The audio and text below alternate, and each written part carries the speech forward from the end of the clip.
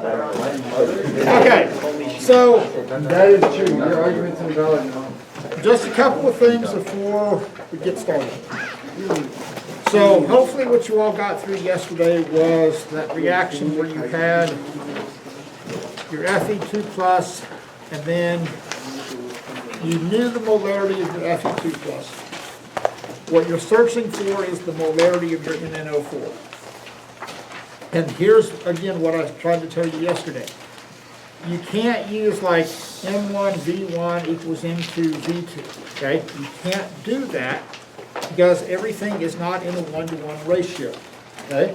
So what you need to realize is like, oh, okay, hey, I know the volume of my Fe2 plus. I know my molarity of my Fe2 plus. I can find my moles of Fe2 plus. Then I can roll that into my moles of permanganate. Then I can divide by the volume of my permanganate and get the molarity. So hopefully what you should see is that your average molarity of your MnO4 should be around 0.02. Okay? That's what I mixed it up and diluted it to be. So the molarity of that MnO4 should be around 0.02. So notice down below I say, hey, show me these conversions. So the only thing that's ever going to change on any of them is the volume of the MnO4 that you added to get to that point, okay? Because you're using the same volume of iron each time. You're using the same volume, excuse me, the same molarity, so you're always going to have the same number of moles of Fe2 plus. So your only variance comes in the volume of the MnO4 that you add, okay? So there's that. Now, when you get to part 2, the next part is that you're going to try and find the molarity of oxalic acid. So think this through. The first part of this lab, you're finding the molarity of your MnO4. Now that we know the molarity of the MnO4, then we're going to use that to find the molarity of my oxalic acid. So on part 2 on that front page, I gave you the half reaction for the oxidation of oxalic acid. You don't have to do anything with that. I gave you that value, okay? There's nothing that you have to do. You have that value. What you have to do is reconcile that with the half reaction of the MnO4, okay? So your MnO4, oddly enough, is still going to go through a reduction process, okay? That's what's going to happen. It's going to go through a reduction process. So when you get done with question number 5, if all goes well on question number 5, you should end up with 2 waters on the reactant side. So when you get done and you balance that whole thing, add together your half reactions, you should end up with 2 waters on the reactant side. Okay? Cool with that. So then, once you get that number, then you're going to use that, and here's the big thought process, okay? Once you get that number, then you need to calculate the molarity of your oxalic acid. So at that point, then you're going to know the volume of your MnO4. You're going to know the molarity of the MnO4. That's going to get you your moles of MnO4. Then you can convert that into moles of oxalic acid, divide that by the volume of the oxalic acid. There's the molarity of the oxalic acid. Okay? So that's the steps that I want to see. Now, on this one, when you get to part 2, okay, on the instructions part, okay, on the procedure itself, let's talk through what you need to do here. So, you're going to get about 60 milliliters of oxalic acid. Again, notice that says it's about 60, okay? Something around there.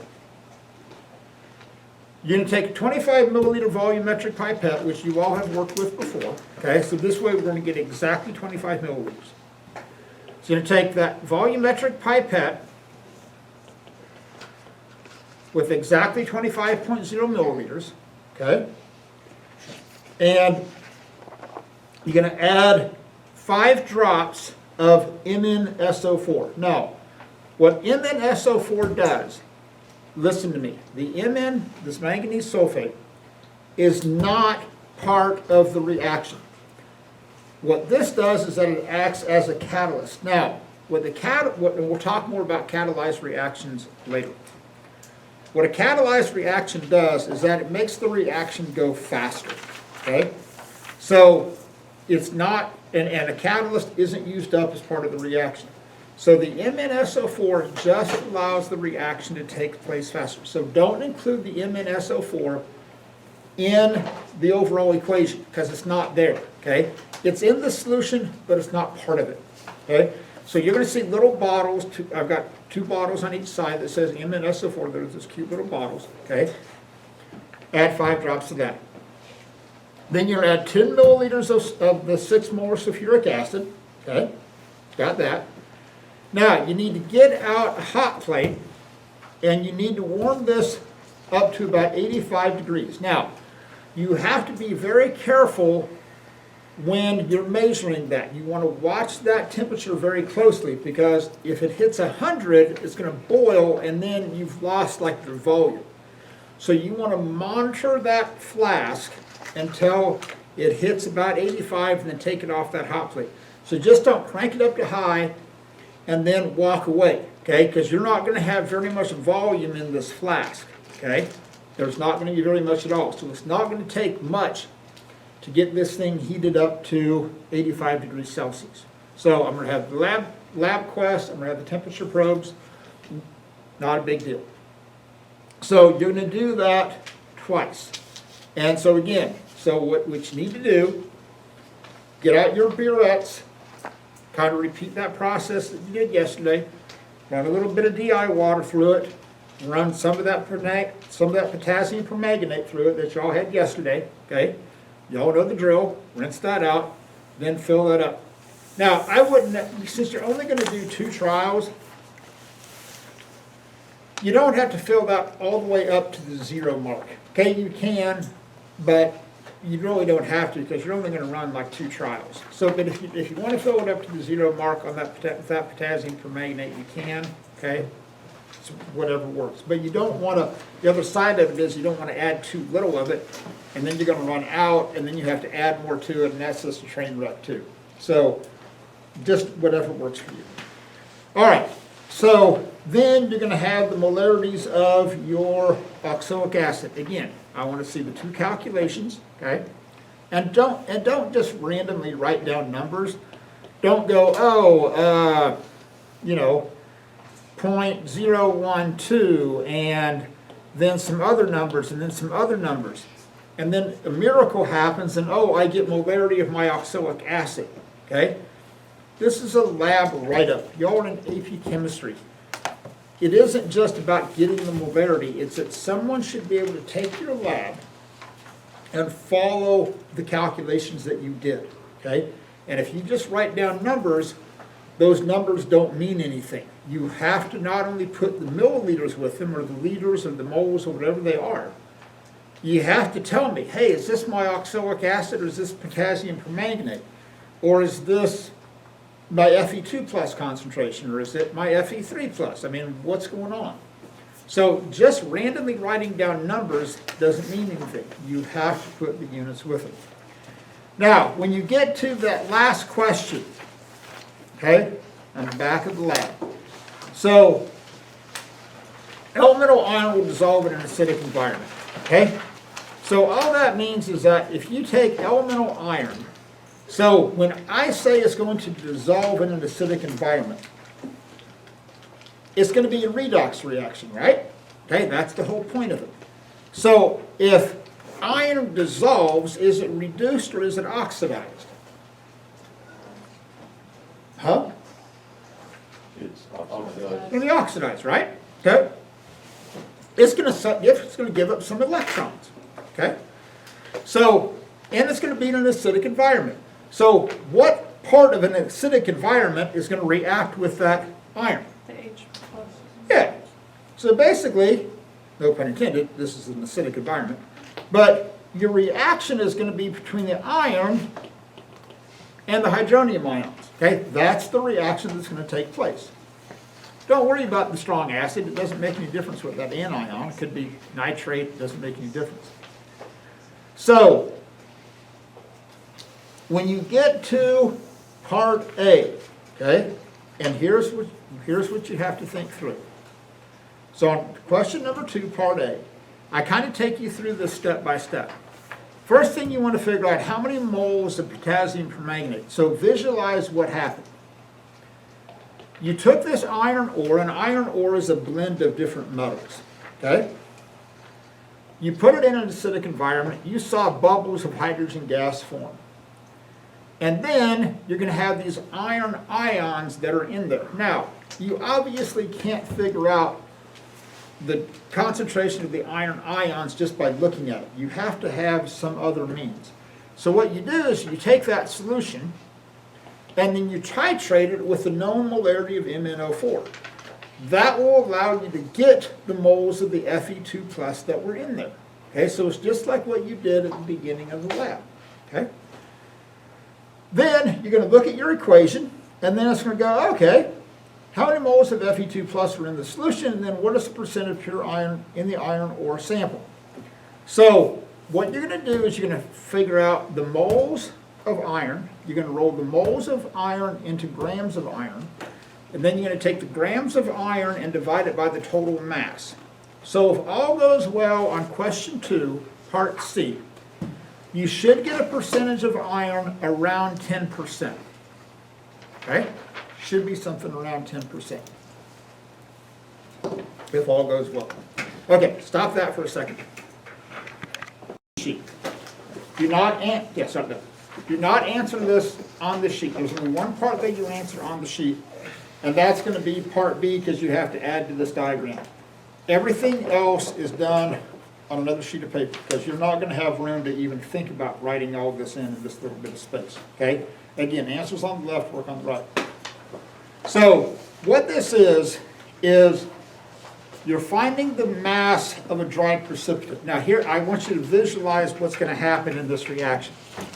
So I would give you a container of sodium carbonate, which is soluble because it's a group 1, and calcium nitrate. Nitrates are soluble, right? You're going to mix them together. You're going to form sodium nitrate and calcium carbonate. They were nice, and they even said, oh, the calcium carbonate is insoluble. Calcium carbonate is basically limestone, okay? Limestone is insoluble. That's why we use it to build, buildings out of. If limestone was soluble in rain, guess what? We wouldn't. It's like, oh, let's build a nice limestone building. Well, it's great until it rains, and then it dissolves like salt. Not so good, okay? So calcium carbonate is limestone. If you compress it and make it metamorphic, then it turns into marble. Well, that's the basic idea. So it's calcium carbonate. So what you've got in this solution, and you always seen precipitates, so you've got this chunk of precipitate that's down there at the bottom. So what you do is you filter that out, you run it through some filter paper into a funnel, okay, and then you're going to collect that precipitate, and then you're going to dry it out. Okay? So that will get, so what you've got down here, this data table here, they're telling you this is the mass of calcium carbonate precipitated out. So you got 0.93 grams of calcium carbonate. So that's the one known mass. So from there, then you do the stoic and you basically work your way backwards. Okay? So that's going to be the basic idea of what's going to happen. Now, when you get to the back page, okay, what they're telling you here is this. There's another way that you can figure out the molarity of the sodium carbonate. And this goes into this whole reaction with Kb, because remember, carbonate is the conjugate base off of a weak acid.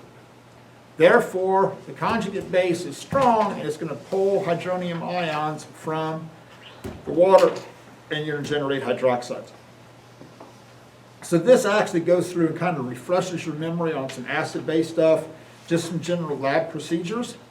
So let me kind of give you, let